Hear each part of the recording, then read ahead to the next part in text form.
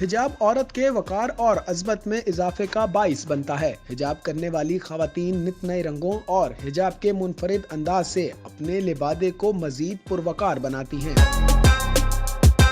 मौसम की शिद्दत के साथ हिजाब की जरूरत भी बढ़ जाती है। अक्सर खवातीन हिजाब को बतौर फैशन लेती हैं, जबकि अक्सरियत हिजाब को इस्लामी नुक्ता निगाह की वजह से पहनती हैं। नौकरी पेशा खवातीन अक्सर हिजाब को अपनी नौकरी के दरमियान हायल समझती हैं। हिजाब से खवातीन का चेहरा मजीद निखर कर सामने आता है, मगर कुछ खवातीन हिजाब और दुपट्टे को इजाफी बोझ समझती हैं। अब तो खवातीन बिलखसूस मुसलमान खवातीन हिजाब को तरजीह दे रही हैं। कॉलेज यूनिवर्सिटी जाने वाली तलबात हों या फिर नौकरी पेशा खवातीन, वो हिजाब की अहमियत को समझने लगी हैं। फैशन इंडस्ट्री भी हिजाब और पर्दे को मद्देनजर रखकर नए फैशन मुतारिफ करवा रही है। फैशनेबल खवातीन भी हिजाब करने की ख्वाहिशमंद हैं। अदाकाराएं भी हिजाब को पसंद करने लगी हैं।